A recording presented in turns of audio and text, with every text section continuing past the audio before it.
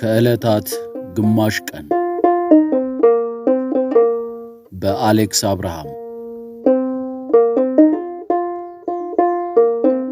ተራኪ አማኑኤል አሻግሬ ክፍል 2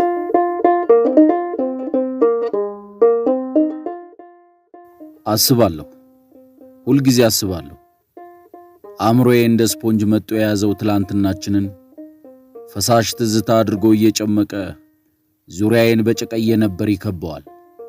አልረሳም። ያየሁ የሰማሁትን ነገር አልረሳም። ሰዎች ነገሬ ብለው የማይመለከቷቸውን ነገሮች እንኳን ጨምድዶ ከያዘ የማይለቅ ተፈጥሮ ነው ያለኝ። ቆይቶ ይሄ ተፈጥሮዬ ከኋላዬ እየተከተለ የኔኑ ጀርባ የሚገርፍ የእሳት ጅራፍ እየሆነ ሲያሰቃየኝ ብጠላውም ልላቀቅ ያልቻልኩት መከራ እንደሆነ ይከተለኛል። እንደ መርሳት ምን ፈውስ አለ? ድንገት ካለምንም ምክንያት ከመሬት ተነስቶ እንደሚሉት በተቀመጥኩበት የሚያናውዝ ትውስታ እንደ ድራሽ ጎርፍ እያላጋ ወደ ራቀ ጊዜ ይወስደኛል። ዛሬን አጣጥሜ መኖር አልቻልኩም። ትዝታው ከአእምሮዬ አልፎ ሰውነቴንም ስለሚያዝለኝ አልወደውም። ትዝታ ግን ታሪክ ነው። በታሪክና በትዝታ መካከል ያለው ልዩነት ምንድን ነው? ትዝታ ታሪክ ከሆነ ለምንድነው ሰዎች ታሪክ አውርተው ሲጨርሱ ከድካም ይልቅ በወኔ የሚሞሉት? አስባለሁ ወደ ኋላ ተመልሼ አስባለሁ ወደ ልጅነታችን። እኔና መሐሪ የሶስተኛ ክፍል ተማሪዎች ሆነን አንድ ነገር ተፈጠረ። አረሳም። ከትምህርት ቤት ሰፈራችን እስከምንደርስ ድረስ መንገድ ላይ የምናደርጋቸውን ነገሮች አንድ ባንድ አስታውሳለሁ። ቦርሳችንን በጀርባችን አዝለን መንገድ ለማቋረጥ ግራና ቀኝ እንመለከትና የመኪናዎቹን ርቀት ገምቼ ለመሻገር መንገድ ሲጀምር መሐሪ ልብሴን አንቆ ወደ ኋላ ይጎትተኛል። ይሄ ነገሩ ያበሳጨኛል፣ እሱ ደግሞ ድፍረቴ ያበሳጨዋል። እንነዛነዛለን። ገና የትና የት ያለ መኪና የምትፈራው አንተ የገጠር ሰው ነህ እንዴ? የትና የት አይደለም፣ እውር ነህ አይታየህም? አጠገባችን ደርሶ ነበር። ነዳጅ ማደያው አጠገባችን ነው። እዛ ጋር ነበር እኮ መኪናው። ትንሽ ብንጠብቅ ምን ትሆናለህ? ትሞታለህ። መሐሪ መኪና ይፈራ ነበር እና ቆሜ ላድርልህ ነው? ከፈለክ አንተ ቆመህ ደር። ምን አይነቱ ነው? በቆመበት ትቼው መንገዱን በፈጣን ሩጫ ሳቋርጥ ከባዱን የቦርሳውን ማንገቻ ግራና ቀኝ ደረቱ ላይ አንቆ መንገዱን ወዲያና ወዲህ እያየ በሩጫ ይከተለኛል። ቦርሳው ሁል ጊዜ ከባድ ነው። የማያጭቀው የማያዝለው ነገር የለም። ድንገት ዝናብ ቢጥል እያለች ማሚ ጃኬት አጣጥፋ ታስገባለታለች። ውሃ ደግሞ ጥሩ ነው ቶሎ ቶሎ ጠጣ ትልና ክዳን ባለው ትልቅ የፕላስቲክ ኮዳ ሞልታ ታሸክመዋለች።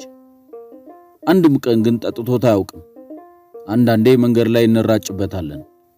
ጋሼ ዝናቡ በተራው አረፍ ስትል አትራገጥ አንብብ ብሎ የሆነ መጽሐፍ ሸክሙ ላይ ጨምርለታል። ያኔ ነው ከበደ ሚካኤል የሚባሉ ደራሲ መኖራቸውን ያወቅነው። አንዳንዴ የቦርሳው ክብደት ስለሚያደክመው አግዘኝ ይለኛል። ሂድ ወደዛ ኩሊ መሰልኩ እንዴ እያልኩ ቦርሳችንን እንቀያየራለን። እየተነጫነጭኩ ቢሆንም ሸክሙን መሸከም አይቀርም። ታዲያ ሸክሙ ሲበዛብን መቼስ ጋሽ ዝናቡን ማስቆም የማይታሰብ ነው። ማሚን አሳምነን ጃኬትና ውሃውን ለማስተው ተከራከርናት እየተቀባበልን። እንዴ ማሚ አማርኛ መጽሐፍ አለ፣ እንግሊዘኛ መጽሐፍ ትተን መሄድ አንችልም። ሂሳብ መጽሐፍ ይዘን ካልሄድን ደግሞ አስተማሪያችን ያብዳል። ምን እንደሚያክል ደግሞ በዛ ላይ ደብተር። ተባብረን ስናጣድፋት አንዴ እኔን አንዴ መሐሪን እየተመለከተች ፊቷ ላይ ለይቶለት የማይፈነዳ ሳቅ እንዳረበበ እንደፈለጋችሁ አታድርቁኝ፣ ኋላ ግን ብላ እጅ ሰጠች። ከመሐሪ ቦርሳ ጃኬትና ውሃ ቀንሰን መንገድ ላይ ቀላሉን ቦርሳ ወደ ላይ ያጎንን ድላችንን አጣጣምናት። መሐሪ እድለኛ ልጅ አልነበረም። በጭራሽ እድለኛ ልጅ አልነበረም። የዚያኑ ቀን ከትምህርት ቤት ስንመለስ ሰማዩን ቀዶ የተዘረገፈ የሚመስል ድንገተኛ ዶፍ ወረደ። እቤት ስንደርስ ውሃ ውስጥ ነክረው ያወጧት ድመት መስለን ነበር። በተለይ መሐሪ ለአንድ ሳምንት የቆየ ትክትክ ሲያጣድፈው ከረመ። ማሚ ከመጀመሪያው ይበልጥ የከበደ ባለ ወፍራም ገበር ጃኬት ገዝታ መሐሪ ቦርሳ ውስጥ ተቀጠቀችው። ዓመቱን ሙሉ ያ ጃኬት ከቦርሳው ተለይቶ አያውቅም ነበር። መንገዱን ከተሻገርን በኋላ እየተነጫነጨ መገጨት ከፈልክ ራስህ ተገጭ አያገባኝም ይላል። ከዋናው መንገድ ወደ ቤታችን ወደሚወስደው የኮረኮንች መንገድ መገንጠያ ድረስ ተኮራረፍን። በእግሮቻችን መንገድ ላይ ያገኘናቸውን ጠጠሮች፣ የሲጋራ ካርቶኖች እየለጋን በዝምታ እንጓዛለን። ሁልጊዜ ስንኳረፍ ለምን እግራችን እንደማያርፍ ይገርመኛል። ወደ ቤታችን በሚወስደው መታጠፊያ ላይ ስንደርስ የሁለታችንንም ፊት በፈገግታ የሚያደምቅ የዘወትር ደማቅ አቀባበል ይጠብቀናል። ሳሌም ሁልጊዜም በምንመላለስበት መንገድ ላይ በግራ በኩል ወደ 200 ሜትር የሚረዝም የግንብ አጥር አለ። የአንድ የውጭ ድርጅት አጥር ነው። ግንቡ ወደ ላይ ወደ 3 ሜትር ስለሚረዝም ከረጃጅሞቹ የጽድ ዛፎች ውጪ ውስጡ ምን እንዳለ ማየት አይቻልም። እንዲሁ በልምድ ግን የፈረንጆቹ ቤት ይባላል።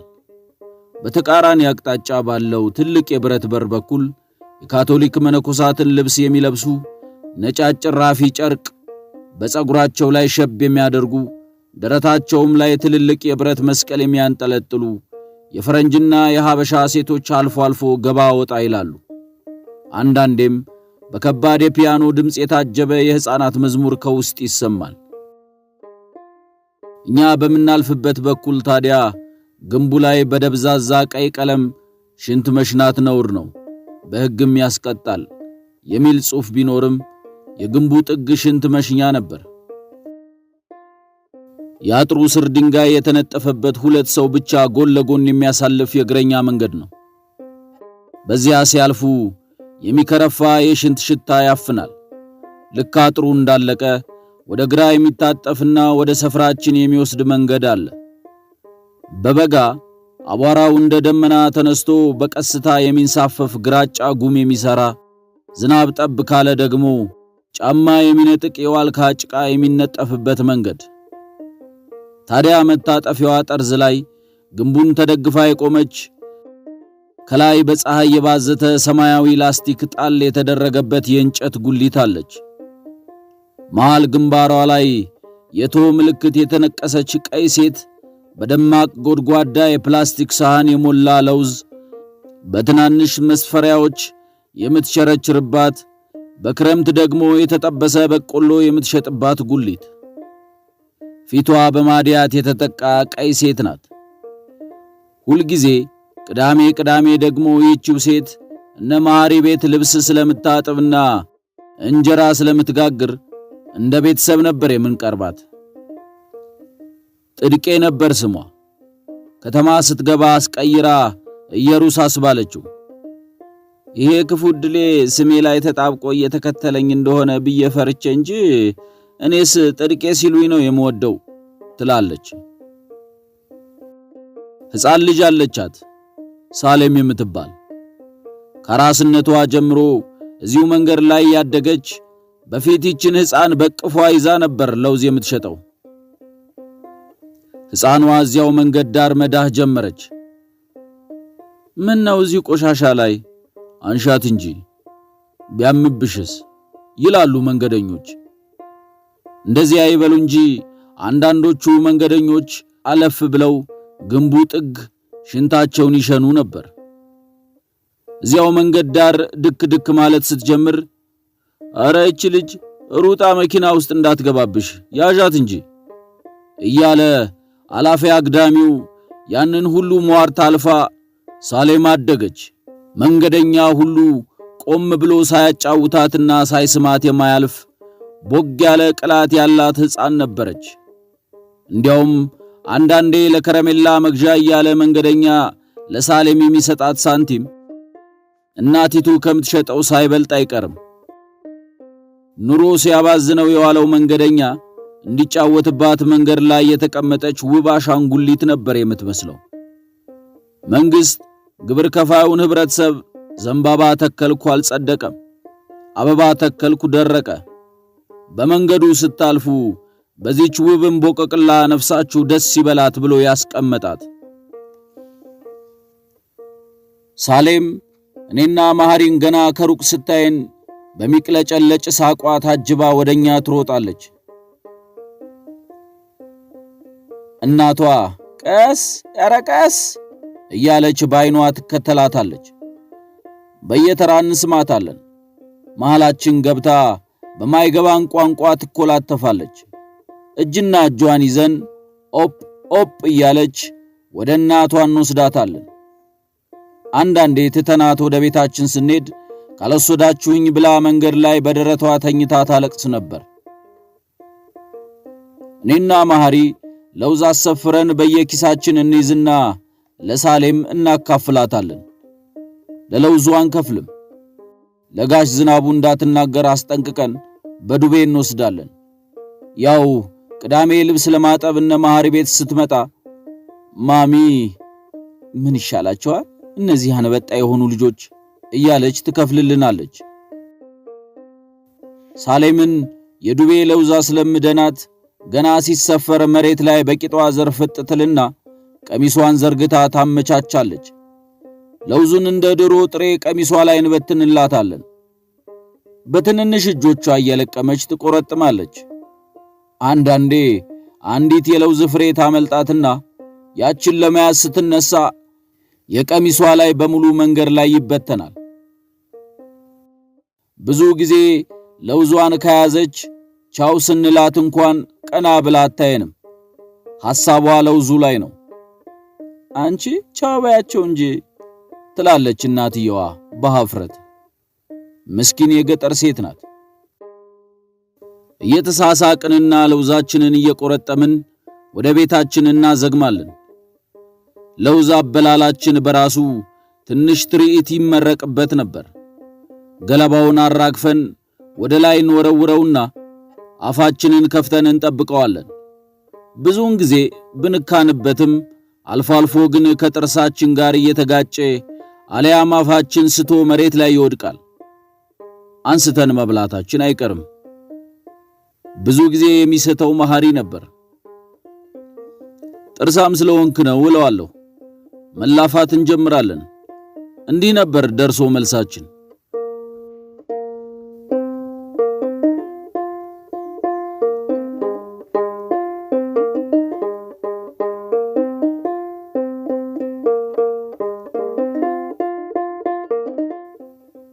አንድ ቀን ከትምህርት ቤት ስንመለስ የኢየሩስ ጉሊት ባዶ ሆኖ አገኘ ነው። የምትቀመጥበት ድንጋይ ብቻ ነበር ያለው። የት ሄዳ ነው ተባብለን አለፍን። በቀጣዩ ቀንም ባዶ ነበር። በሶስተኛው ቀን መሐሪ ቤቷ ሄደን እንያት አለኝ።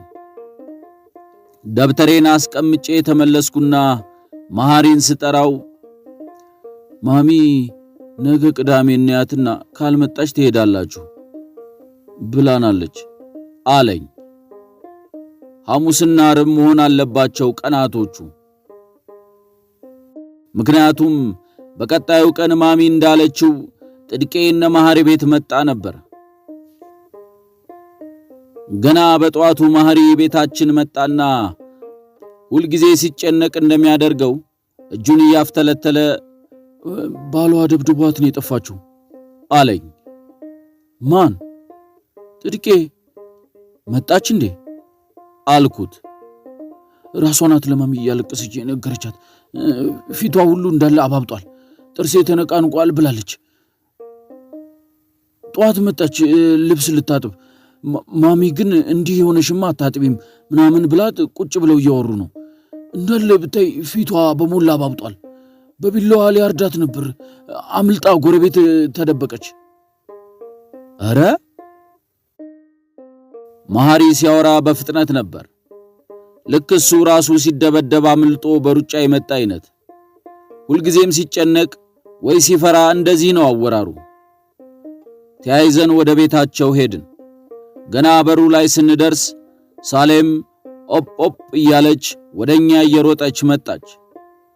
ጥድቄ አይኗ ሁሉ አባብጦ ከንፈሯ ደም አርግዞ ከልብስ ማጠቢያው አጠገብ ባለ አግዳሚ የድንጋይ ወንበር ላይ ከማሚ ጋር ጎን ለጎን ተቀምጠው ነበር። ማሚ በጣም ከመበሳጨቷ የተነሳ ከማሪ ጋር ተከታትለን ስንገባ እንደወትሮው ሰላም እንኳን አላለችንም። በየመሃሉ እየደጋገመች ወይ ጥጋብ ወይ ጥጋብ ወይ ጥጋብ እያለች ከድምጿ እኩል ቸብ ቸብ እያደረገች ታጨበጭባለች። እንዲህ እንደተቀመጡ ጋሽ ዝናቡ ነጭና ጥቁር መስመር ያለበት በልኩ የተሰፋ የሜዳ አህያ ቆዳ በሚመስል ዥንጉርጉር የሌሊት ልብስ ላይ ከጥጥ የተሰራ ነጭ ጸጉራም ካፖርት ደርቦ እየተንጠራራ ከቤት ወጣና በረንዳው ላይ ቆሞ አዛጋ። ሲያዛጋ ድምፁ በሌሊት ከሩቅ የሚሰማ የጫካ እንስሳ አይነት ድምፅ ይመስል ነበር።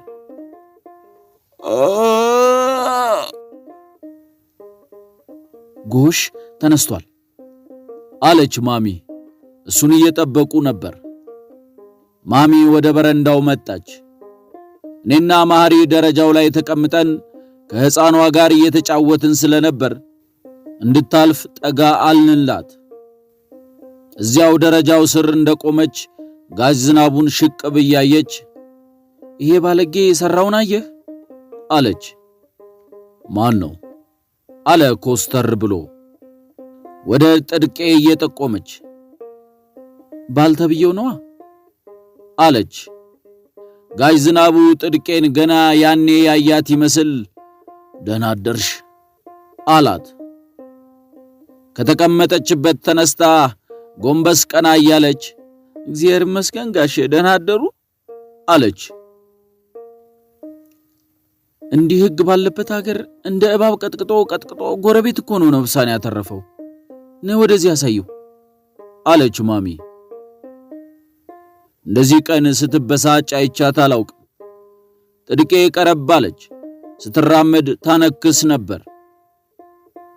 አንድ ነገርማ አድርግ ዝናቡ፣ እንዲህ አይነቱን ጥጋበኛማ ሃይ ካላሉት ነገ ተነስቶ ሰው ይገድላል። የምታረገውን አርግ በቃ። ጋሽ ዝናቡ ማሚ ተማምናበት የሆነ ውለታ ስለጠየቀችው ይሁን ወይም በጉዳዩ አዝኖ ብቻ ፊቱ ላይ የሆነ ኩራትና ወንድነት አንዣበበበት። ፊቷን በትኩረት ተመለከተና ምን ልሁን ብሎ ነው እንዲህ ያደረገሽ አለ። ጥጋብ ነው ጋሼ። ምንድነው ጥጋብ? በደንብ ንገሪኝ አለ ጋሼ። ችሎት ላይ እንደተሰየመ ዳኛ ነበር አነጋገሩ። ለኔ የነገርሽኝን አንድ ባንድ ንገሪው፣ አትፍሪ፣ እሱ መላ አያጣም አለች ማሚ በስጨት ብላ። ንገሪኝ፣ አትፍሪ አለ ጋሼ። ጋሽ ዝናቡና ማሚ በአንድ ጉዳይ ላይ እንዲህ ተስማምተው ሲያወሩ ሳያቸው የመጀመሪያዬ ነበር። እኔ ሰይጣን ይላካቸው ጠላት ምን አባት ያውቄ። እዚህ ፈረንጆቹ ቤት ውስጥ ያሉ ሁለት ፈረንጆች ምን ፈረንጅ ናቸው፣ አማርኛውን ሲያቀላጥፉት ያዩ እንደሆነ ለጉድ ነው ጋሼ። እኔም እንደነሱ አይፍታታልኝ። መጡና ባልሽ አለ ወይ አሉኝ። አዎ ስላቸው ጊዜ ባለቤትሽ ቤት በሚኖርበት ቀን ሁለታችሁን እናናግራለን አሉኝ። እቤትሽ ውሰጂን አሉ። እኔ ደግሞ መቼም ደሃ ጉጉ ነው እርዳታ ይሰጣሉ ሲባል ሰምቼ አዝነውልኝ ሊሰጡኝ ይሆናል ብያለሁ። በኋላ ማክሰኞ አመሻሹ ላይ ተቀጣጥረን 3 ሆነው ቤቴ መጡና ይህችን ልጃችሁን ፈረንጅ አገር ልከን እናስተምራት፣ ለሷም ለናንተም ጥሩ ነው አሉ። አሃ በማደጎ አለ ጋሼ። ማደጎ ይሁን ምን አባት ያውቄ ብለው ከመሬት ተነስተው ከፈቀዳችሁ እንውሰዳት እዚህ መንገድ ለመንገድ ከምትበላሽ አሉ እንጂ። ኋላ እንደው እንዲህ ሲሉ ነጥቀው የወሰዱብኝ መሰለኝ። አንዘፈዘፈኝ ጋሼ አንዘፈዘፈኝ። ሌላ ምን ተስፋለኝ? ምን ያይን ማረፍ ያለኝ? ልጄን አቅፌ ውጡልኝ ከዚህ ቤት ብዬ አልኩባቸው። አስቡበት ብለው ወጣው ሄዱ። እሺ አለ ጋሼ ብዙም የገረመው አይመስልም። ፈረንጆቹ ወጣ እንዳሉ ባለቤቴም ከተል ብሎ ወጥቶ ሄደ። አለ ወትሮው እስከ እኩለ ሌሊት አምሽቶ ስክር ብሎ መጣና የልጄን ዕድል ልታበላሽ ደና እግዚአብሔር ያያትን ትሄዳለች። እኔ አባቷ ፈቅጃለሁ። ፈረንጅ ሀገር በአውሮፕላን ሽው እዚህ ማከክ የለም ጭርንቁስ እከካ ትሄዳለች አለኝ። ልጄን ሊነጥቁኝ ሲማከሩብኝ ያመሹ መሰለኝ ጋሽ። ሰካራም ነው። አንድ መለኪያ አረቄ ከሰጡት ይደለላል ብላ ማልቀስ ጀመረች። ማሚ ወዲያ ታልቅሽ፣ አሁን ነጥቡን ንገሪው አለችና ትከሻዋን በስሱ ቸብ አደረገቻት። ልጄን እንዲች ብለህ እንዳታይብኝ ከፈለክ አንተኑ ፈረንጅ ሀገር ይውሰዱ ብዬ ልጄን አቅፌ ቁጭ እንዳልኩ ድንገት እንደመብረቅ ተወርውሮ ጸጉሬን ጨመደደና እዚች አንድ ፍሬ ልጅ ፊት አይሰሩ ስራ ሰራኝ። ደም ባፍና ባፍንጫዬ እስኪደፍቀኝ የአባትም ገዳይ እንዲህ አይደረግ። ጭራሽ ተንደርድሮ ቢላ ነሳ። እንደው የሞቴን ልጄን አንጠልጥዬ ብር ብዬ ወደ ጎረቤት አመለጥኩ። ይሄው 3 ቀን ጎረቤት ተጠግቼ አስታመሙኝ። እግዚአብሔር ይስጣቸው። አሁንም ልጄን ካላመጣሽ ካልወሰዷት እያለ ጧት ማታ እየዛተብኝ ነው። 3 ቀን ባይኔም እንቅልፍ አልዞረ። ያስጠጉኝን ሰዎች ሳይቀር ያስፈራራቸው ይዟል። ጋሼ አድኑኝ፣ ልጄን ተነጥቄ ሰውም አልሆን፣ አድኑኝ፣ ለነፍሱ ሆነታለሁ ጋሼ ዝናቡ ግር ስር ተደፍታ እየያለች ሳሌም እጇን ከእጃችን ነጥቃ የእናቷን ቀሚስ እየጎተተች ኡኡ ብላ አለቀሰች። ማሚም አብራቸው አለቀሰች። ተነሺ ቀላል ነው አለ ጋሼ ዝናቡ።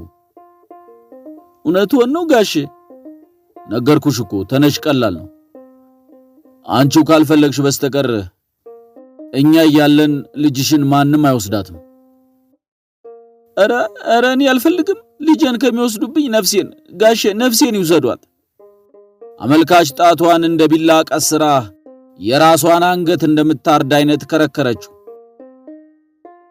ማሚና አየሩስ ተያይዘው ወደ ውስጥ ከገቡ በኋላ ጋሼ ዝናቡ በረንዳ ላይ ባለው ተወዛዋዥ ወንበር ላይ ተቀምጦ በዝምታ ወደፊትና ወደ ኋላ ሲወዛወዝ ቆየና ረጋ ባለ ድምፅ መሐሪ ቦርሳዬን አቀብለኝ አለ። ሁልጊዜ ሲሄድ የሚያንጠለጥለውን ቡናማ የቆዳ ቦርሳ ከፍቶ ወረቀቶች፣ የወንጀለኛ መቅጃ ሕግ መጽሐፍና ጥቁር ብዕር አወጣ። ልጅቱን ጥራት አለው መሐሪን ባገጩ ወደ ገባችበት እየጠቆመ። ማሚና ጥድቄ ተያይዘው ወጡ። የባለቤትሽ ስም ማን ነው? ጋንጩር ነው እንጂ ምን ስም አለው ብላ በብስጭት ከተናገረች በኋላ ማሚ በክንዷ ጎሸም ስታደርጋት ተረፈ መርጊያ። ምን ይተርፋል ይሄ ጦሱ ነው የተረፈኝ አለች። ከዚህ በፊት ደብድቦሽ አሊያም ሰድቦሽና አስፈራርቶሽ ያውቃል? ስድብና ማስፈራረሚያ ስንቄ ነው ምሳና ራቴ። ድንገት ያሰረችውን ሻሽ ከራሷ ላይ መንጭቃ ፈታችና የተጎሳቆለ ጸጉሯን ከጆሮዋ በላይ ገለጥ አድርጋ ይኸው የዛሬ ዓመት በቡና ሲኒ ወርውሮ የፈነከተኝ ሐኪም ዘንድ ሄጄ ተሰፍቼ ነው። እስካሁንም ቅዝቃዜ ሲሆን ያመኛል ጋሽ፣ ያዞረኛል አለች። ማሚ አዲስ የሰማችው ነገር ስለሆነ ተንጠራርታ ጠባሳውን አየችና ወይ ጥጋብ ብላ በብስጭት ተነፈሰች። ጋሽ ዝናቡ ጥድቄን የተለያየ ነገር እየጠየቀ አንድ ገጽ ከግማሽ የሚሆን የክስ ማመልከቻ ጽፎ ጨረሰና ጉሮሮውን ጠራርጎ በጎርናና ድምፁ አነበበላት። በተደጋጋሚ በሚያደርስብኝ አካላዊ ጥቃት የኔም ሆነ የልጄ ሕይወት አደጋ ላይ በመውደቁ እያለ አንብቦ ሲጨርስ ጥድቄ ስቅስቅ ብላ አለቀሰች። ወረቀቱ ግርጌ ላይ በጣቷ አስፈረማት። መጽሐፍቱን ወደ ቦርሳው ጨማመረና ለራሱ በሚመስል ድምፅ በቃ ሰኞ ክስን መሰረታለን አለ። ማሚ ወደ ኋላ ቀረት አለችና ጋሽ ዝናቡን ቡና ላፍላ እንዴ አለችው። እሺ አለ። ሁለቱም ንግግራቸው ለስለስ ብሎ ነበር። በስንተኛው ቀን እንደሆነ እንጃ የጥድቄ ባል ታሰረ ብሎ መሐሪ ነገረኝ። ለኔ ግን መልኩን እንኳን ከማላቃው ሰውዬ እስር በላይ እስካሁን ውስጤ የቀረው ማሚ ከጥድቄ ጋር ፍርድ ቤት ሄዳ ያየችውን ስታወራ ጣል ያደረገችው ነገር ነበር። ባልየው ችሎት ገብቶ ዳኛው ፊት ሲቆም መርፌ ቢወድቅ በሚያሰማው የችሎት ጸጥታ ውስጥ አባባ ዳቦ የሚል ድምፅ ተሰማ። ሳሌም ነበረች። አመሉ ውሻውን እንጂ ማታ ሲገባ ለልጁ በኪሱ ዳቦ ሳይዝ አይገባም ነበር አለች ጥድቄ። ከዚያን ጊዜ ጀምሮ ጥድቄና ሳሌም እነ መሐሪ ቤት ዕቃ ቤት የምንላት ከዋናው ቤት ኋላ ባለች ሰርቪስ ቤት ውስጥ መኖር ጀመሩ። ይህንንም ሐሳብ ያመጣው መሐሪ ይሁን እንጂ ሙግቱ ላይ ነበርኩበት።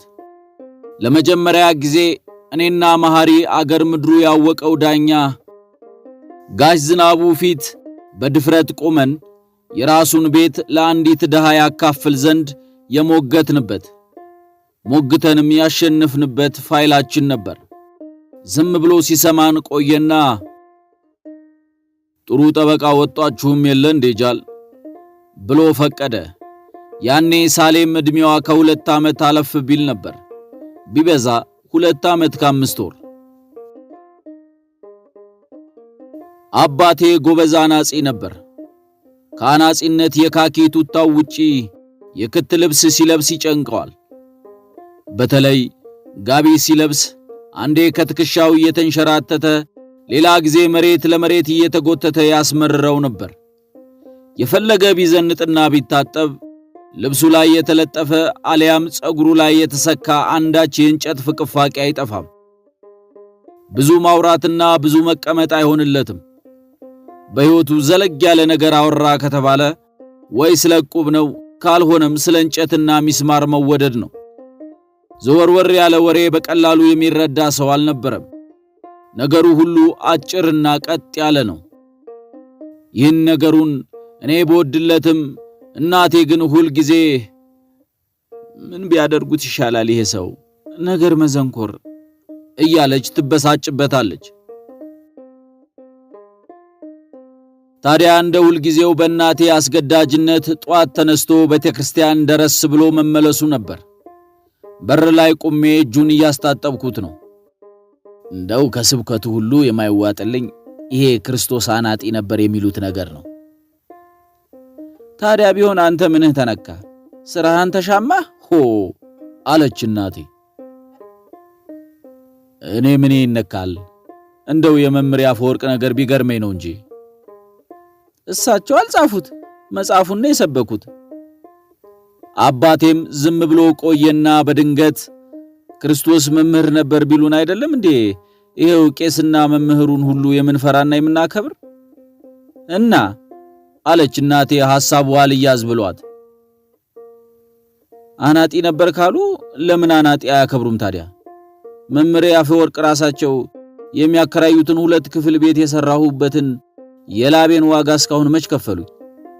እንግዲህ በክርስቶስ አምሳል መዶሻ ያነሳውን የመንደርሽን አናጢ ካላከበርሽ ክርስቶስንስ መች ታከብሪዋለሽ? መስቀል ላይ ስላልቸነከሩኝ ነው እንዴ? ይሄው የዕቁብ ክፍያ ጎደለብኝ። እናቴ ዝም አለች። ይሄኛው ዝምታዋ የኩርፊያ ነው። በዝምታዋና በዝምታዋ መካከል ያለው ልዩነት ፊቷን እንኳን ሳላይ መለየት እችላለሁ። እንዴት እንደሆነ እንጃ ወሬ ለማስቀየር ይሁን አለያም በአባቴ ብስጭት ንዴቷን እኔ ላይ ለመወጣት ምን አለ እንዲያው እሁድ እንኳን ቤተክርስቲያን ብትስም፣ ይሄው መሐሪን እንኳን ስሞ ሲመለስ አገኘ ነው የተባረከ ልጅ አለች። መሐሪ ለምን ቤተክርስቲያን እንደመሄድ ስለማውቅ ሳቄን አፍኜ ዝም አልኩ።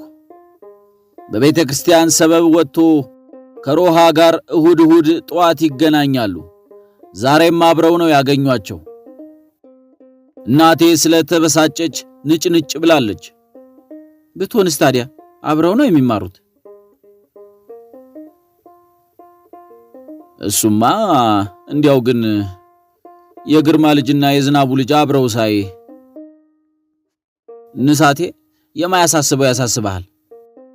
ግርማ ጥሩ ሰው ነበር። ሆቴሉን በጠገንኩ ቁጥር አክብሮ ክፍያውስ ቢሆን ከጥሩ ሰው ልጅ ጋር መግጠም ጥሩ ነው አለ አባቴ። የሮሃ አባት ጋሽ ግርማ ከተማው ውስጥ የታወቀ ሀብታም ነው። ወደ ኋላ ድልስ የሚል ጸጉር ያለው የህንድ የፊልም አክተሮችን የመሰለ ፈገግታ ከፊቱ የማይጠፋ ሰውዬ የነዳጅ ማደያና ትልቅ ሆቴል አለው። ከ2 ዓመት በፊት በሆነ ጉዳይ ተከሶ ፍርድ ቤት ይቀርባል። ጉዳዩ በትክክል ምን እንደሆነ እንጃ ከመንግስት ጨረታ ጋር የተያያዘ ነገር ነው ሲሉ ነው የሰማሁት። ዳኛው ጋሽ ዝናቡ ነበር። እንግዲህ እንደሚወራው ጋሽ ግርማ ነገሩ አላምር ሲለው ከክሱ ነፃ ለመውጣት ሲል ለጋሽ ዝናቡ ጠቀም ያለ ብር ጉቦ ለመስጠት አማላጅ ይልካል። ጋሽ ዝናቡ አማላጁንም ጋሽ ግርማንም ጠራርጎ እስር ቤት አስወረወራቸው። ጭራሽ የሮሃን አባት በተከሰሰበትም ጉዳይ የ2 ዓመት እስር አከናንቦት ፍርዱ ወደ ገንዘብ ተቀይሮለት ነው የተፈታው ይባላል።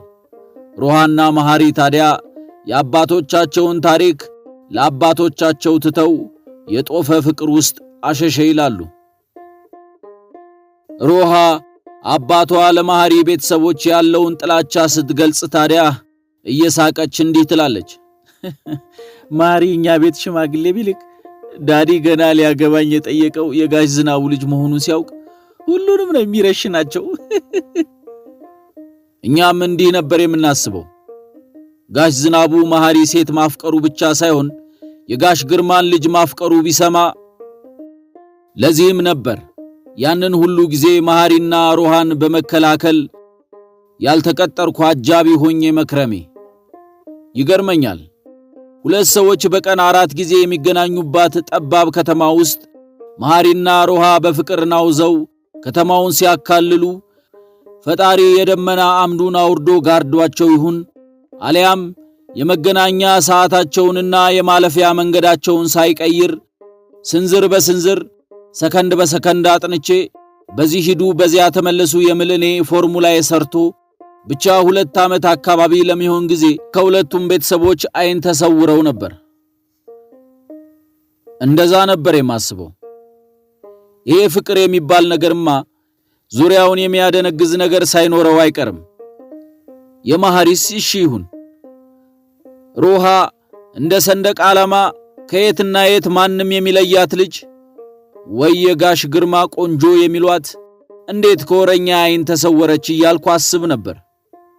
ወደ 12ኛ ክፍል አልፈን ለማትሪክ የምንዘጋጅበትን መጽሐፍና ያለፉ ዓመታትን ተፈታኞችን የፈተና ወረቀት ሰብስበን እንሙት ባልንበት ክረምት ታዲያ ይሆናል ብለን ያላሰብነው የልብ ምታችንን ቀጥ አድርጎ ሊያቆም የሚችል ድንገተኛ ነገር ተፈጠረ። የሰው ልብ አቻቻሉ። ትምህርት ቤት ለክረምት ከተዘጋ በኋላ በተለይ ቅዳሜ ሄኖክ የሚባል አብሮን የሚማርና ሮሃን ክፉኛ ይከጅል የነበረ ልጅ ተስፋ ቆርጦ ይሁን አሊያም እሷን ባላገኛትም እንኳን ጠረኗ ቤቴን ይሙላው ብሎ ብቻ ለጥናት በሚል ሰበብ የተከራያትን አንዲት ክፍል ቤት ለመሐሪና ሮሃ ይለቅላቸውና ዓለማቸውን ሲቀጩ ይውላሉ። የዓለም ቀጨታው ከመሳሳም አያልፍም ቢልም ወዳጄ መሐሪ ነፍሴ እሺ ብላ አታምንም ነበር። እንዲያው ይሁንልህ በሚል ቸልተኛ መሸነፍ አምኘለት እናልፈዋለን። ታዲያ ሲመሻሽ ሄኖክን ለቤቱ አመስግነንና ሮሃን ባሳቻ መንገዶች እያቆራረጠን እስከ ቤቱ አቅራቢያ ሸኝተን የት ዋልሽ ስትባል የት እንደምትል እንጃ ወደ ቤታችን እናዘግማለን። መሐሪና ሮሃ ሁልጊዜ ከዚህ ቤት ሲወጡ ዝምተኛና አንገታቸውን የደፉ የሚሆኑበት ነገር አለ። ምን ሆናችሁ ነው አልልም። በሌለሁበት ጉዳይ መተፋፈሩ እኔም ላይ ተጋብቶ አፌን ይዘጋኛል። ወደ ቤት ስንመለስ በመንገዳችን መሐሪ አይኔ ቀላ እንዴ? ከንፈሬ ያበጠ እንዴ? ጸጉሬ እንዴት ነው? ወላጅ ሊያውቃቸው የማይገቡ ነገሮችን ማድረጉን ሊጠቁሙ የሚችሉ ምልክቶችን ተባብረን አሻራ እናጠፋለን። ቤት የሚጠብቀው ሳር ቅጠሉን የሚጠራጠር የዳኛ አይን ነው።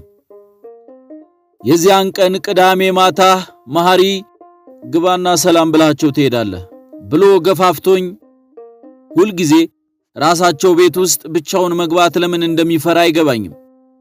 ወደ ቤታቸው ተያይዘን ገባን። ጋሽ ዝናቡ በረንዳው ላይ ተቀምጦ መጽሐፍ ያነባል። መጽሐፉን አጠፍ አድርጎ ጎረምሶች ከየት ነው አለ። እግራችንን እናፍታታ ብለን አልኩ። ተከላካይ ጠበቃ ይመስል የምፈጥነው ነገር አለ። ሙሉ ከሰዓት እግር ስታፍታቱ መልካም። ዝም ተባባልን። እንግዲህ ወደ መጨረሻው መጀመሪያ እየቀረባችሁ ነው። ዝግጅት እንዴት ነው? ያው መሐሪ ተንተባተበ። ድንገት ጋሽ ዝናቡ ሂዱ እስቲ ወንበር ይዛችሁ ነው አለን። የየራሳችንን ወንበር ይዘን መጣንና ፊት ለፊቱ ተቀመጥን። ተጨንቀናል። ጋሽ ዝናቡ ቁጭ በሉ አለ ማለት ልክ አስተማሪው ውጡ ተንበርከኩ እንደሚለው አይነት የቅጣት ስሜት ያለው ነገር ነው። እና እግር ማፍታቱ የት ወሰዳችሁ አለን ድንገት። እኔና መሐሪ ተያየን። አብርሃም አለኝ። የማርያምን ብቅል ፈጭቻለሁ ብል ደስታዬ ነበር። አቤት ጋሼ። መሐሪ ወንድምህ ማለት ነው። እናንተ አሁን ጓደኛ ትባሉም። ለኛም ቢሆን ከመሐሪ ለይተን የማናይህ ልጃችን ማለት ነህ። የመሐሪ ነገር የኔን ያህል የእናቱን ያህል ሊያሳስብህ ይገባል። እፈለጋችሁበት ስትሄዱ የት ወጣህ የት ገባህ የማንለው ለምን ይመስልሃል? ስላደገ ችላ ብለን ነው? አይደለም። አንተን ስለምናምነህ ጥሩ ልጅ ስለሆንክና መጥፎ ቦታ ሲውል ዝም ብለህ እንደማትመለከተው ስለምናምን ነው። ይገባኛል። ጓደኝነታችሁ እርስ በርስ ነገሮችን የምትሸፋፍኑት ነገር ግን ደግሞ ከሪያሊቲው ብዙ መራቅ የለባችሁ ብሎ ተራ በተራ አየን። ስለ ሮሃ ሁሉንም ነገር አውቃለሁ አለን። የመሐሪ ጉሮሮ ገርገጭ ሲል ሰማሁት። ምራቁን ሳይሆን 32 ጥርሱን ባንዴ የዋጠው ነበር የሚመስለው። ሮሃ አረ ሮሃን አናውቃትም። ማናት ብዬ ወደ መሐሪ ስዞር አንገቱን ደፍቶ መሬቱን ይመለከታል። መሐሪ እናንተ ቤት ነኝ እያለ የት ያመሽ እንደነበር አውቃለሁ። ከመጀመሪያውም አውቃለሁ። ኢትስ ኦኬ። አሁን ለወቅሳችሁ አልያም ልከሳችሁ አይደለም። እድሜያችሁ ነው። ሰው እናትና አባቱን ይተዋል ይላል መጽሐፉም አይደለም እንዴ መሐሪ? እሁድ ጠዋት ቤተክርስቲያን ስትሄድ እንደዛ ሲሉ አልሰማህም? አለና ሳቀ። አሳሳቁ የመሐሪን የእሁድ ጠዋት ጉዳይ እንዳወቀ የሚያሳብቅ አይነት ነበር። ሕፃን አይደላችሁም። በመደባበቅና ጫካ ለጫካ በመሄድ የጥናት ጊዜያችሁን ማባከን የለባችሁም። ያውም ባለቀ ሰዓት። ትምህርት ዋናው ጉዳይ ነው። ትምህርት ባለማመን ቀስ ብዬ ጋሽ ዝናቡን ፊት ስመለከተው አይን ላይን ተገጣጠምን። መልሼ አቀረቀርኩ። መሐሪ አቤት ጋሼ። በሚመቻት ቀን አምጣትና ከእኔም ከእናትህም ጋር አስተዋውቀን። ከዚህ በኋላ ጢሻ ለጢሻ እየዞራችሁ ጊዜያችሁን በማይረባ ድብብቆሽ እንዳታሳልፉ። መገናኘት ሲኖርባችሁ እዚህ ትምጣ። ማን? መሐሪ ተንተባተበ። ከዚህ ሳምንት እንዳያልፍ። አሁን ሂዱ። ማሚን እንኳን ገብቼ ሰላም ሳልላት በቀጥታ ከበረንዳው ወደ ቤቴ ሮጥኩ። መንገድ ላይ ለራሴ እንዲህ እያልኩ ነበር። ከስብከቱ ሁሉ የማይዋጥልኝ ይሄ ሰው እናትና አባቱን ይተዋል የሚሉት ነገር። አሁን ጋሽ ዝናቡ ልተውህስ ቢሉት የሚተው ሰው ነው?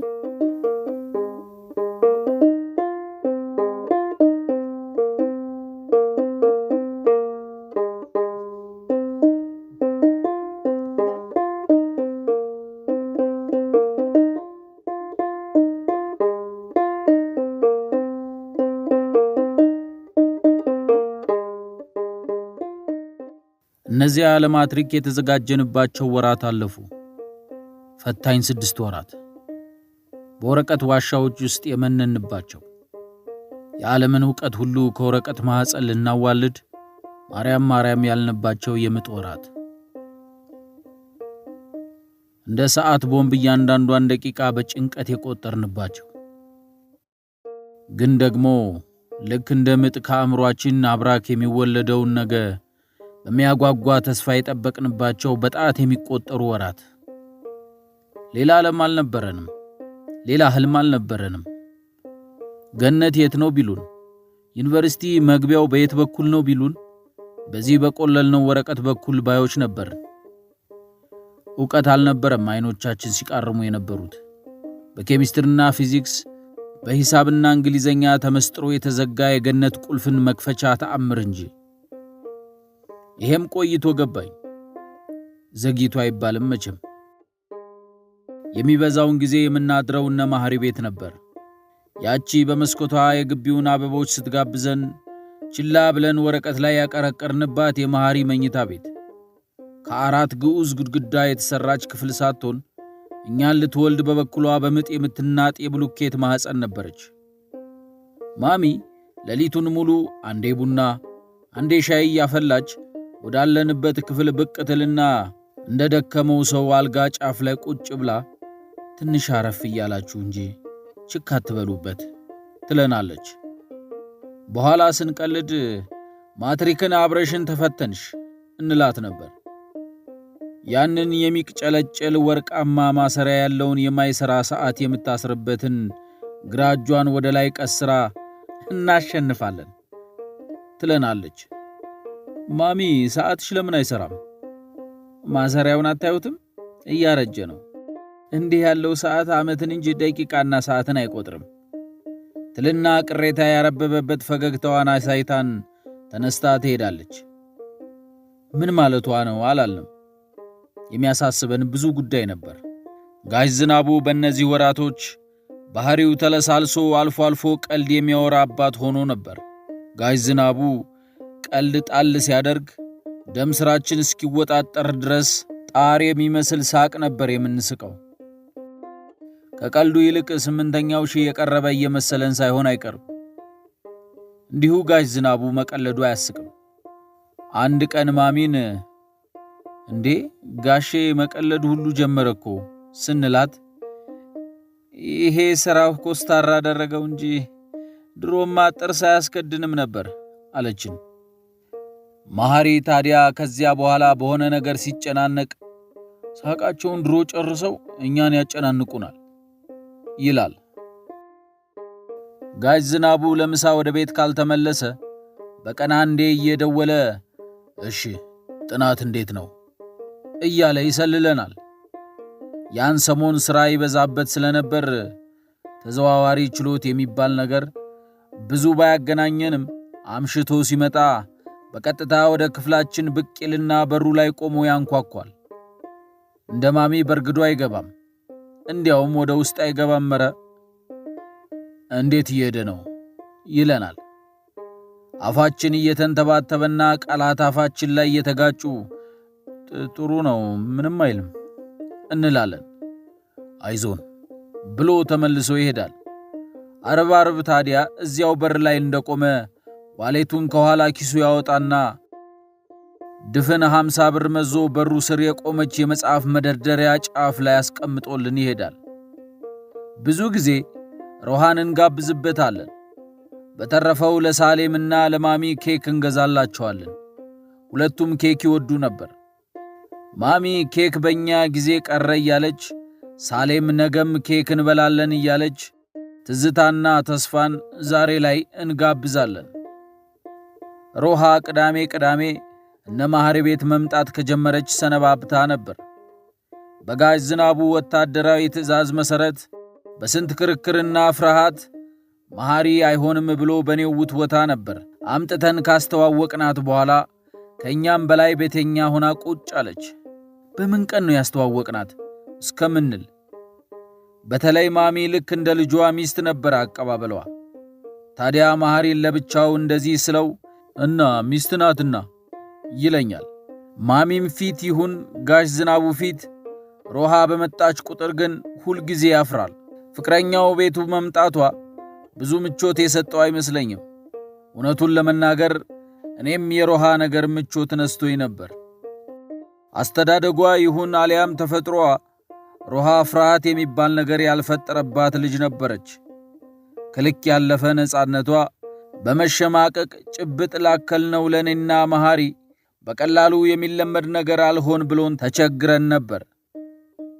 መሐሪ ወላጆቹ ባሉበት ሮሃ ፈጽሞ አጠገቡ እንድትቀመጥ አይፈልግም። ሮሃ ደግሞ ጎኑ ከመቀመጥ አልፋ ክንዷን ትከሻው ላይ ጣል ታደርጋለች። ጋሽ ዝናቡ ፊት ጭምር እንደዚያ ታደርጋለች። መሐሪ ታዲያ ክንዷ ባረፈበት ቁጥር ዝንብ እንዳረፈበት ፈረስ ሰውነቱን እየነዘረው ክንዷን ሊያባርረው ይታገላል። አቤት ያ ትዕይንት እንዴት እንደሚያዝናናኝ! አንድ ቀን ማትሪክ ወስደን ረፍት ላይ በነበርንበት ሰሞን ሮሃ እነ መሐሪ ቤት መጥታ ሰብሰብ ብለን እናወራለን። ልክ እንደ ጓደኛዋ ነበር ጋሽ ዝናቡን የምታወራው። ስትጠራው ሁሉ አንተ እያለች ነበር። ድንገት ጋሼ ማሚ ጋር እንዴት ተገናኛችሁ ግን አለችው። እንዲሁ አለችው። እኔና መሐሪ ተሳቀል ልንሞት። መሐሪ በቀስታ መልካች ጣቱን ከጆሮ በላይ ራሱ ላይ ሰክቶ እንደ ቡለን መፍቻ እያዞረ አሳየኝ። ያማታል እንዴ ማለቱ ነበር። ትከሻዬን ሽቅብ ሰበኩና ሳቄን አፍኜ ዝም አልኩ። ተነሽና ከዚህ ቤት ውጪ ቢላትስ እያልኩኝ ሳስብም ነበር። ጋሽ ዝናቡ ግን ከትከት ብሎ ስቆ ራሷ ትንገርሽ፣ እኔ ውርጅናው ነው መሰል ነገር እየረሳው ነው አላት። በእነዚያ ወራት ያ በጋሼ ዝናቡ የቁጣ መንፈስ የተሞላው ሰፊ ግቢ የጥሩ ቤተሰብ ድባብ አርብቦበት ነበር። የተቋጠረው የጋሼ ፊት እነ መሐሪ ግቢ እንደ ልጅ ተንቀባራ ባደገችው ሳሌም የልጅነት ቡረቃ ተፈቶ ዘና ሲል አይቼዋለሁ። በሮሃ ግዴለሽነት ወሬ ሳይወድ በግዱ የተለጎመ አፉ ተፈቶ ሲያወራ ታዝቤያለሁ። ጋሼ ይሄ እኮ በቃ የሥራ ጉዳይ ነው፣ አጋጣሚ ነው፣ ለምን ከአባባ ጋር አትታረቁም ትለዋለች። ጋሽ ዝናቡ እየሳቀ አባትሽ ከሕግ ጋር እንጂ መች ከኔ ጋር ተጣላ ይላታል። ዋቴቨር ብትታረቁ ይሻላችኋል። እዚች ጠባብ ከተማ ውስጥ በተገናኛችሁ ቁጥር ከምትገለማመጡ ብዬ ነው።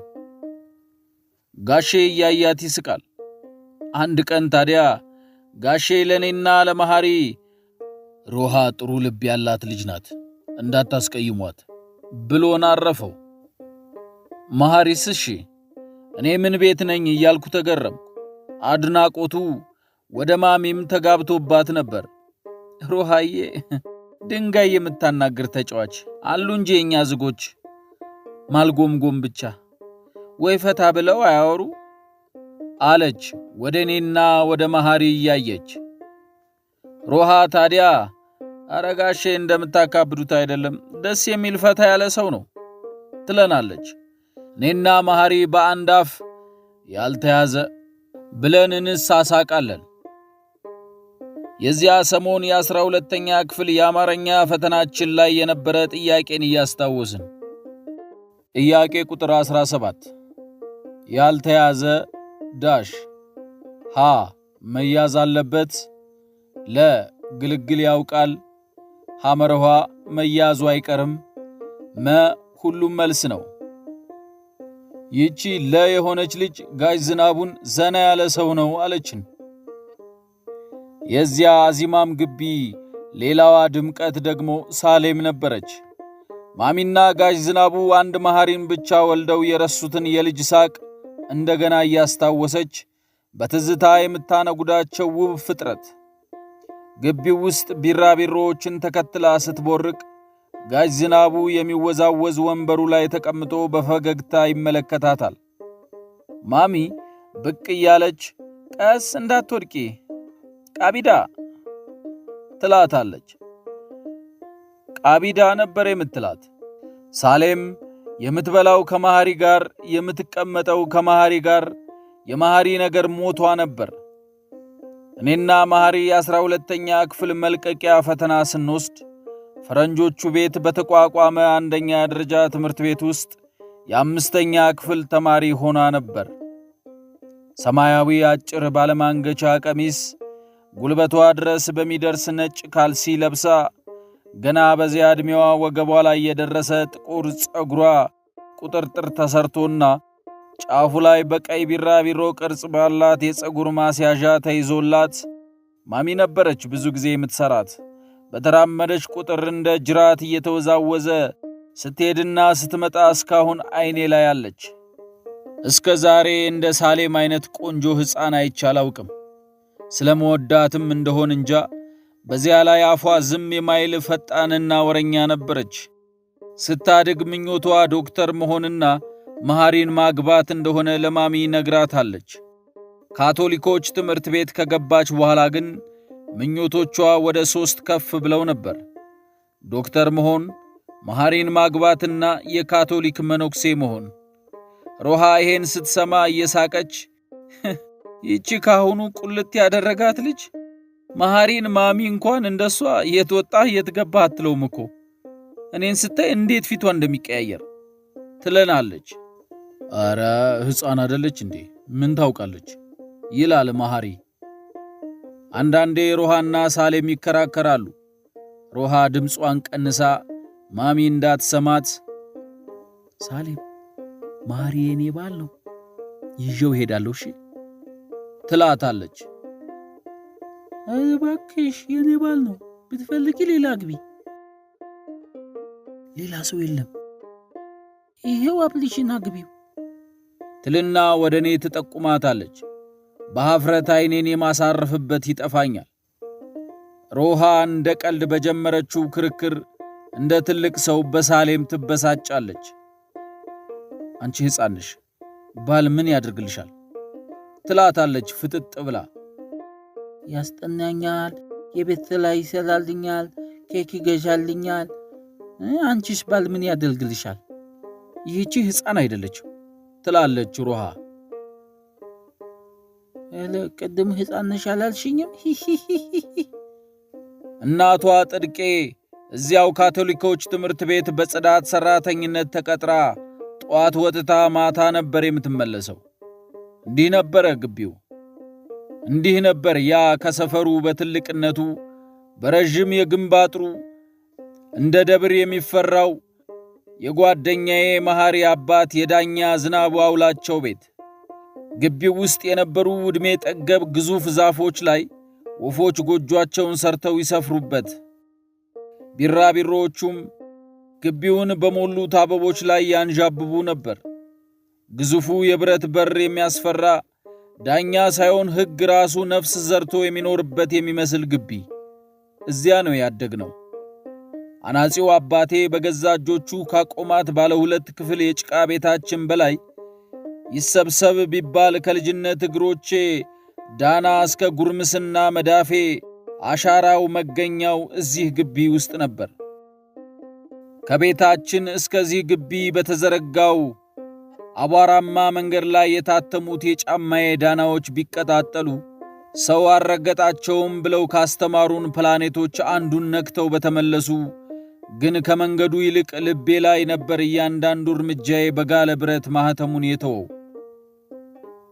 ጋሽ ዝናቡ በደስታ 2 እጆቹን በሰፊው ዘርግቶ ፊቱ ያገኛትን ማሚን ቢያቅፋት አፈሳት ቢባል ይሻላል። በቁሟ አጥፍጥፍ ብላ እንደ ከረባት ሰፊው ደረቱ ላይ ተቀመጠች። በዚያ ሰዓት ፊቱ የኤሌክትሪክ ምሰሶም ቢያገኝ የሚያቅፈው ይመስለኛል። መሐሪን አቅፎ ግንባሩን ጸጉሩን ሳመው። መሐሪን እንዳቀፈው እኔንም ጎትቶ ጫጩቶቿን በክንፎቿ ስር እንደምታሳድር ዶሮ ግራና ቀኝ አቅፎ ሰፊ ደረቱ ላይ ለጠፈን። በረዥሙ ተንፍሶ ለቀቀንና ትክ ብሎ እያየን ልክ ሴቶች እንደሚያለቅሱ ጠይም ፊቱ ላይ እምባው ድንገት እየፈሰሰ ችፍርግ ባለው ጺሙ መሃል ሰረገ። መሐረሙን አውጥቶ ዓይኑን ጠረገና ሱሪ ብሎን ወደ ውስጥ ገባ። ማሚ እንደ ፎካሪ ሳሎን ውስጥ እየተንጎራደደች ደጋግማ በየተራ ጉንጮቻችንን አገላብጣ እየሳመች የኔ አንበሶች እንዲህ ነዋ፣ እንደ ዛሬም ኮርቻ አላውቅ ትላለች። ጋሽ ዝናቡ ፊቱ በደስታ እየተጥለቀለቀ ተመልሶ መጣና ሮሃ እንዴት ሆነች? አለ 3 አለ መሐሪ። እጅግ በጣም ጥሩ ውጤት። ዋናው ያችን በር አልፎ መግባቱ ነው። የማትሪክ ውጤት ተነግሮ ነበር። እኔም መሐሪም 4 ነጥብ አምጥተን ዩኒቨርሲቲ እንኳን የረገጠ ተማሪ በሌለበት ሰፈር ታሪክ ሰሩ ተባልን። ገድላችን ከላይ እስከ ታች ተወራ። ጠባብ ከተማችን ሐውልት አታቆምልን ነገር ቸገራት እንጂ ስማችን አየሩን ሞላው። እነዚያ መንትያ የሚመስሉት ልጆች ነቀነቁት ተባለ። ይሄ የዳኛው የዝናቡ ልጅና በቀደም ቆርቆሮ ሲጠግን ከጣራ ላይ የወደቀው አናጢ ልጅ ሁለቱም 4 ነጥብ። አባቴ ከ15 ቀን በፊት ከመሰላል ላይ ወድቆ እግሩን ወለም ብሎት እቤት ውሎ ነበር። ይህም ወሬ ሆኖ ምልክት ሆነው መሐሪ ጋር ተያይዘን ወደኛ ቤት ሄድን።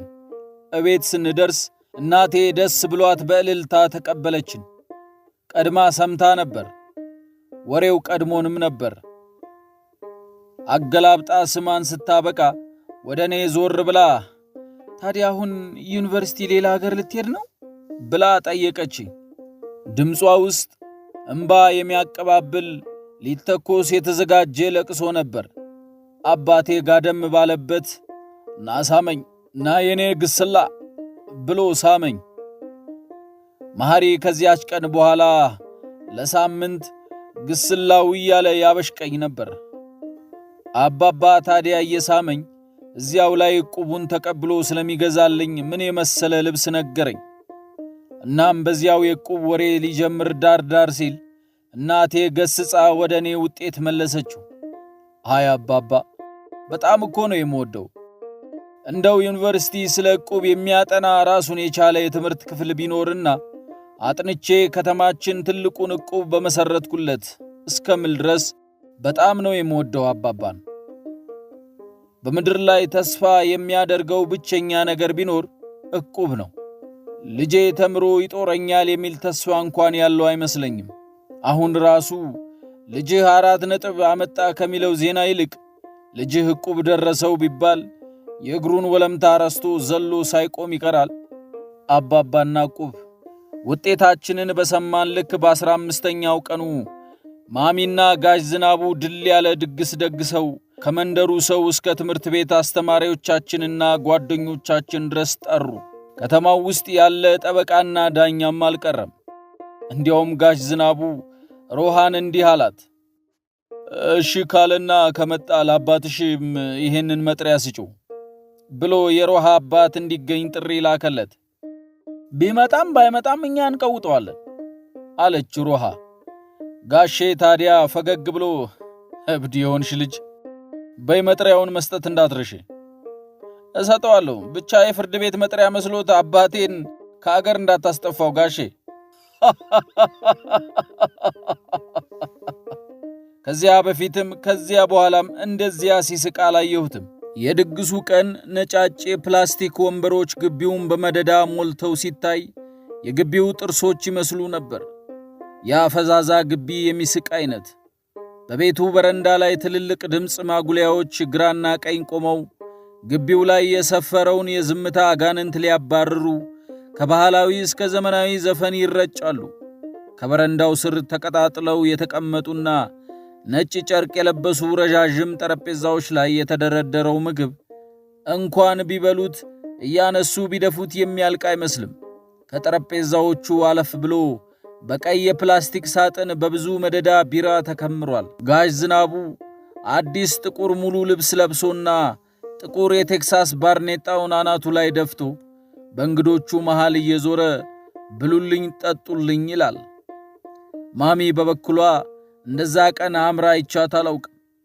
ከወትሮው ረዘም ያለ ሹል ተረከዝ ያለው ደማቅ ቀይ ጫማ በረዥም ቅዱ ጉልበቷ ድረስ የሚዘልቅ ቀይ ቀሚስ ለብሳ በተጋባዦቹ መካከል ትውረገረጋለች። ሰርግ ነበር የሚመስለው።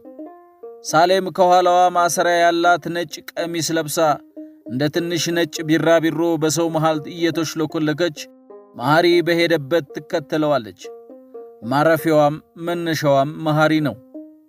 ሮሃ ታዲያ ዛሬ እንኳን ብትፋታው ምን አለበት ትላለች። ከሳምንት በፊት መሐሪ ማሚን ይሄ ነገር ግን አልሰፈም ብሏት ነበር።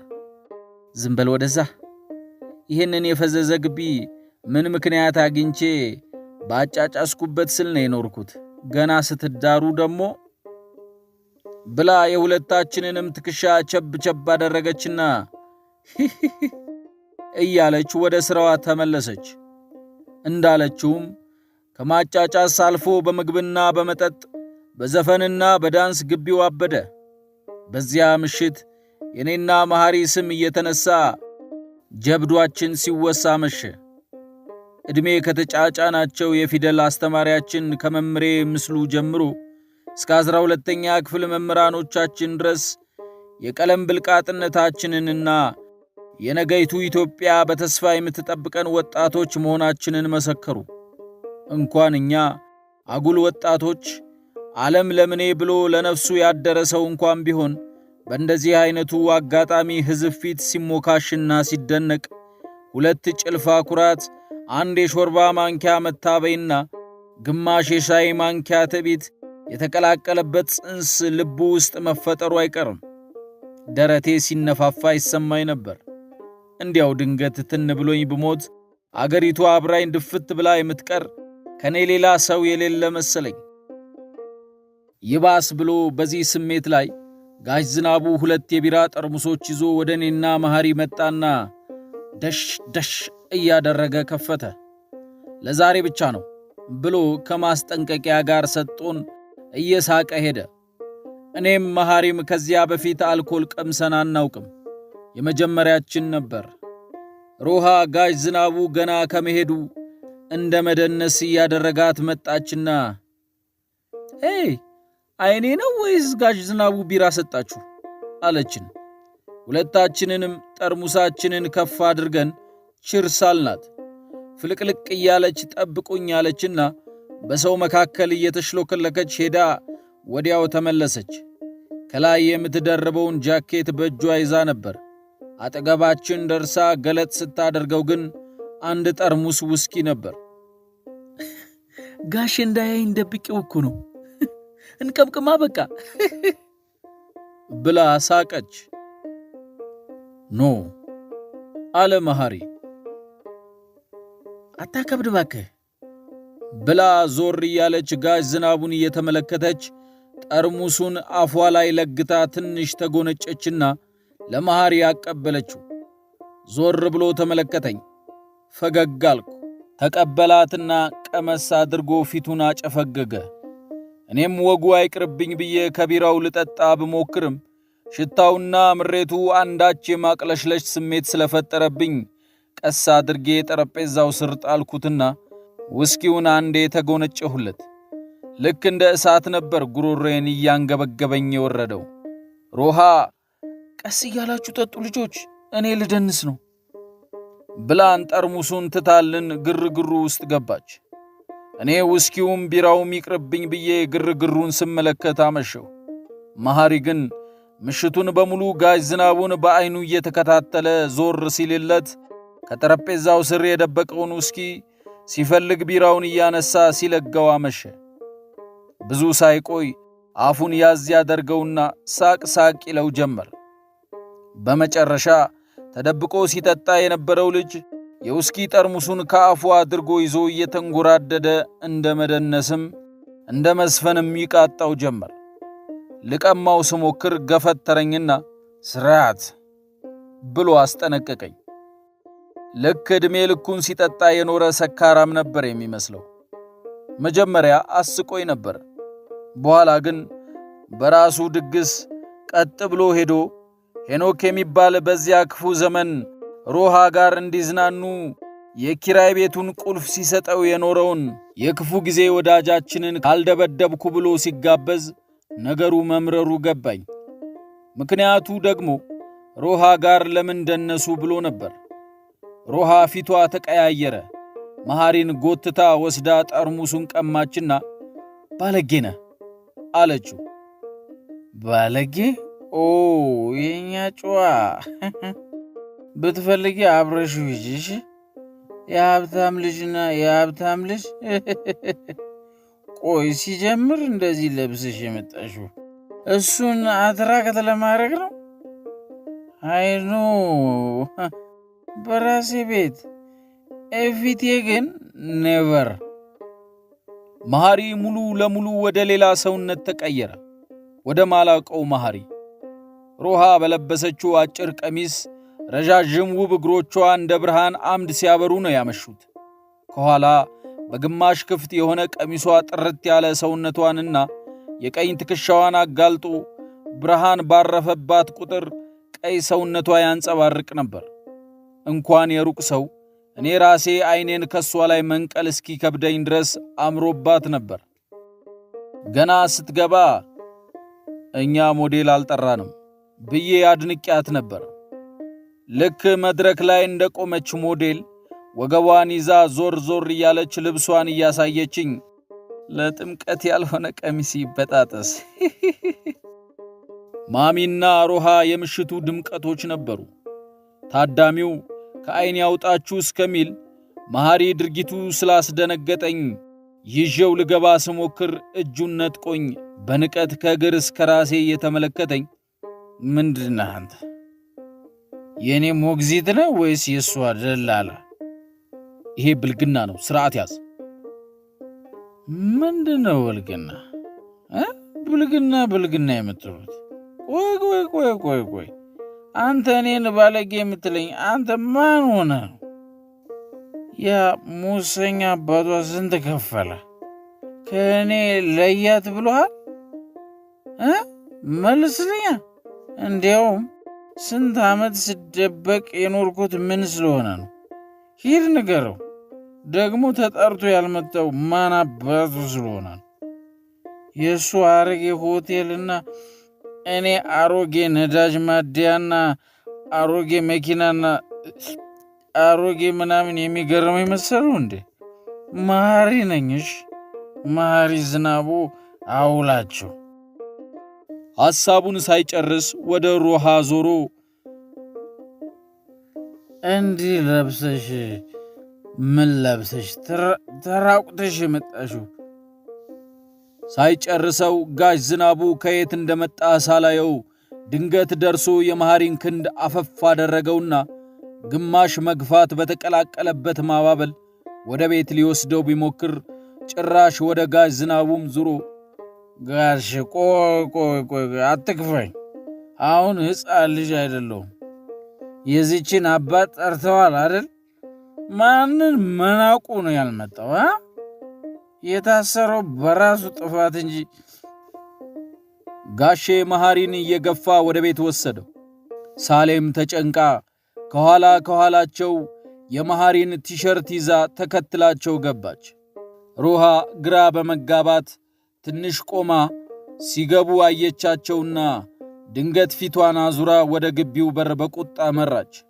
የውስኪውን ጠርሙስ ግቢው ጥግ ችፍርግ ብለው ወደ በቀሉት አበቦች ወርውራ ከሩጫ በማይተናነስ እርምጃ ወደ ውጭ ስትገሰግስ ተከትያት ሮጥኩ።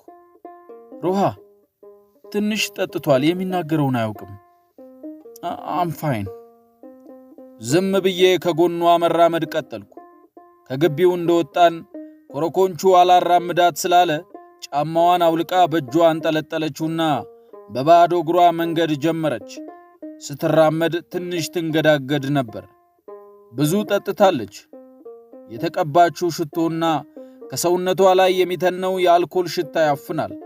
ምን እንደምላት ግራ እንደገባኝ ክንዷን ያዝ አድርጌ አስቆምኳት። እንባዋ ተዘረገፈ። ስቱፒድ ነገር ነው። እሺ ነገ ሁሉንም ነገር እንነጋገራለን። መንገዱ በጠርሙስ ስብርባሪ በምናምን የተሞላ ነው። አሁን ከቤት የሆነ ጫማ ላምጣልሽ ፕሊዝ። አሁን ገና ያየችው ይመስል ወደ ባዶ እግሯ አቀርቅራ ተመለከተችና የእግሮቿን ጣቶች አንቀሳቀሰቻቸው። አቧራማው ኮረኮንች ላይ አርፈው ግቢው አጥር ላይ በተተከለው ቀይ መብራት የደመቁት ውብ እግሮቿ ደማቅ ቀይ የጥፍር ቀለም ከተቀቡ ረዣዥም ጣቶቿ ጋር በብዙ ጭንቀት የተነሳ የሆነ የጥፍር ቀለም ማስታወቂያ ውብ ፎቶ እንጂ ሕያው እግር አይመስሉም ነበር። ሳሎን ሶፋው ስር ፍላት ጫማ አስቀምጬ ነበር፣ ካላስቸገርኩ አቀብለኝ አለችኝ። የቆመችበት ትቻት ወደ ግቢ ሮጥኩና ጫማውን ይዤ ስመለስ ልክ የተተከለች መስል ሳትንቀሳቀስ እዛው ጋር ቆማ አገኘኋት። ጫማውን ለማድረግ አንድ እግሯን ስታነሳ ክፉኛ ተንገዳገደች። በርከክ ብዬ በእጇ ትከሻዬን ተደግፋ የአንድ እግር ጫማዋን እንዳጠለቅኩላት ሳቅ ሰምቼ ዞርኩ። መሐሪ ነበር። ከኋላው ሳሌም ተከትለዋለች። በማላገጥ አጨበጨበና ባለጌ ጥሩ ነው፣ ምድረ ኢዲየት፣ ሂድ ቤቷ አዝለ አድርሳት፣ አባቷ ለሚደራት ሀብታም አዝለ አድርስለት፣ አቃጣሪ ባለጌ። ጓደኛህ በደንብ ብልግናው እንዲጎላ እስከ መንበርከክ የሚደርስ ጨዋነት እያሳየ ነው ጓደኛዬ ብሎኝ ጀርባውን አዙሮ ወደ ግቢው ተመለሰ። ሳሌም ተከትለው ከስር ከስሩ ትሮጣለች። ለምን እንደሆነ ባይገባኝም እስካሁን ያልተነቀለ ቅሬታ በዚያች ቅጽበት ልቤን ወግቶኝ ቀረ። ስካር ቀድሞ ውስጣችን የሌለ ነገር ይፈጥራል ወይንስ ያለውን ነው የሚያጎላው እያልኩ እብሰለሰላለሁ። ስካሩም ሳይሆን ይሄ የሴትና የወንድ ጉዳይ ሳይሆን መሐሪ ድምፅ ውስጥ የሰማሁት ንቀት አመመኝ። ጨለማ ውስጥ አጭር ቀሚስ የለበሰች ፍቅረኛው እግር ስር ተንበርክኬ ጫማ ማጥለቄ በሄኖክ እንደቀናው አላስቀናው። አውቀዋለሁ፣ ሙሉ ዘመናችንን ጓደኞች ነን። እንደ ወንድ አይደለም ያየኝ፣ እንዳሽከር ነው። እንዳሽከር አይደለም፣ እንዳቃጣሪና በመሃከላቸው ክፍተት ለመፍጠር እንደምሞክር እኩይ ገጸ ባህሪ አይነት ነው ያየኝ። ለሆነ ሰው ሮሃና ዝዬ አድራሽ ድምፁ ውስጥ አንዳች ቦታዬን ደረጃዬን የሚጠቁም ትዕቢተኛ ቃና ነበር። ጓደኛ አልነበርንም። ለሚያነክስ ሰው ምርኩዝ አብሮት ለዘላለም ቢቆይ ጓደኛው ሆነ ማለት አይደለም። ለመሐሪ የተጎዳ ስነ ልቦናውን እደግፍ ዘንድ ምርኩዙ ሆኜ የኖርኩ ሰው ነበርኩ። ፍቅረኛው ግዑዝ ምርኩዙን ነው ተደግፋ ያገኛት። ሰክሮ ነው ብዬ ማድበስበስ አልቻልኩ። ሁለቱም አስጠሉኝ፣ ሮሃም መሐሪም። መሃል መንገድ ላይ ጥያት መመለስ ግን አልፈለግኩም። ሁልጊዜ የምንሸኝባት ቦታ ግዙፍ ባለ 2 ፎቅ ቤታቸው ፊት ለፊት ያለች አሳቻ ጨለማ ድረስ ሸኝቻት ልመለስ ስል ክንዴን ይዛ ወደ ራሷ ሳበችኝና አቅፋ ጉንጬን ሳመችኝ። የአሳሳሟ ድምፅ ሙቀትና ኃይል ያለው ነበር። ልክ ማህተም ወረቀት ላይ እንደሚመታው አይነት ነበር ከንፈሮቿ ከጉንጬ ጋር የተጋጩት። ምናልባት ስለሰከረች ሚዛኗን መጠበቅ አቅቷትም እንደሆን እንጃ። ስመለስ ወደነ መሐሪ ቤት አልገባሁም። ጭፈራና ጩኸት ከውስጥ ይሰማል። እንደዋልኩበት ቤት ሳይሆን ልክ እንደማላቀው ምንድነው እዚህ ግቢ ውስጥ ዛሬ ያለው ብሎ እንደሚያልፍ መንገደኛ አልፌ ወደ ቤቴ ሄድኩ። ገና ትላንት መሐሪ እዚህ ሆኖ የምታድረው ቤት ንገራቸው ብሎኝ ስለነበር እንደማደር ለእናቴ ነግሬያት ነበር። በራችን ላይ ስደርስ ቆሜ ወደ ሰማይ አንጋጠጥኩ። ሰማዩ የዘመናት ጥላሸት ተሸክሞ እንደረገበ አሮጌ የማዳበሪያ ኮርኒስ የተቆዘረ ዥንጉርጉር ሆዱን አንጠልጥሎታል። አልፎ አልፎ ከሚያስተጋባው ጉርምሩምታ ጋር ተዳምሮ አንዳች እንግዳ ፍጡር ሊወለድ የሚያምጥ ነፍሰ ጡር ፍጥረት ይመስል ነበር። አህያ የማይችለው ዝናብ መጣ ይላሉ በመንገዱ ከሚያልፉ ሰዎች መሃል አንዲት አሮጊት። ጨለማው ከባድ ስለነበር ከቆምኩበት ሆኜ ሰዎቹ የለበሱት ነጠላ በድንግዝግዙ ሲንቀሳቀስ እንጂ መልካቸውን ማየት አልችልም ነበር። እንደገና ወደ ሰማይ ፊቴን አንጋጠጥኩ። ደመናው በሆነ ሹል ነገር ወጋ ቢያደርጉት ውሃ ሳይሆን ጥላሸት የሚያዘንብ ነበር የሚመስለው። ወደ ቤት ገባው። እናቴ ለአባባ ስለ ድግሱ ድምቀት እያወራችለት ነበር። እግሩን ክፉኛ ስለታመመ አልሄደም። ከፊት ለፊቱ ማሚ ቋጥራ የላከችለት የድግስ ምግብ ከትልቅ ጎድጓዳ ሳህን ላይ ተቀንሶ ቀርቦለት አልጋው ላይ ደገፍ እንዳለ ይበላል። ለመጀመሪያ ጊዜ ድህነት የሚባለው ነገር እንደ ሳትራት በቤታችን ፈዛዛ አምፖል ዙሪያ ሲበርና ትርምክምክ የቤት ዕቃ ላይ ሲያርፍ ታየኝ። ልክ ያጠለቁበትን ጥቁር ጭምብል የማያውቀው ቦታ ወስደው ድንገት እንዳነሱለት ሰው የቤታችንን ዙሪያ የቃኘሁት እንዳላደግኩበት ዛሬ ገና እንዳየሁት አይነት።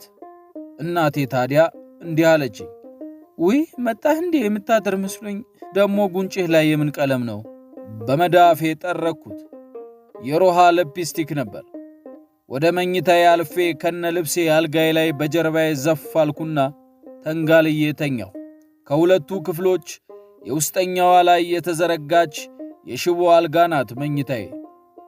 በሁለቱ ክፍሎች መግቢያ በር ላይ አንዲት ያደፈች የጨርቅ መጋረጃ ተሰቅላለች። ዙሪያ ግድግዳው ላይ መጥበሻው፣ ድስቱ፣ የብረት ምጣዱ፣ ሰፌዱ፣ ወደ አንድ ጥግ የተቀመጠ የእንጀራ መውሰብ፣ ግድግዳው ላይ ተጣብቆ በተሠራው የጣውላ መደርደሪያ ላይ ሲኒዎች፣ ጀበና፣ ብርጭቆ ተደርድሯል። እዚያ ፊት ለፊት ደግሞ የአባቴ የአናጺነት ዕቃዎች የታጨቁበት ትልቅ የቆዳ ከረጢት እና እዚህ ሁሉ መሃል እኔ ውስጥ አልቅስ አልቅስ የሚል እንደ ቀመስኩት ቢራ የሚጎመዝዝ ስሜት ብሽቅ ማሪ ብሽቅ ነው። ከሰውነቴ ላይ የሽቶ የመጠጥና የድግስ ወጥ ጠረን እየተነነ ራሴን ያፍነኛል። ስቀላውጥ የዋልኩ መሰለኝ። ወጡ የሰው፣ መጠጡ የሰው፣ ሽቶው የሰው፣ ከጠረን አቅም የራሴ ጠረን እንኳን ያልነበረኝ ይሄ እንግዳ ጠረን የብርድ ልብሴን የዘወትር ሽታ ሳይቀይር ገፍቶ ተንሰራፍቶ አብሮኝ ተኝቷል።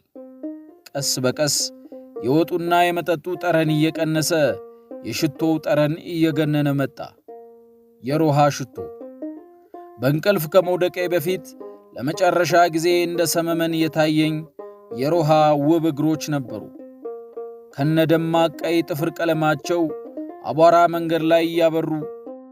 አንዳንዱ እግር ክንፍ ይመስላል፣ ሲራመድ ሳይሆን ሲበር የኖረ ንጹሕና ለስላሳ።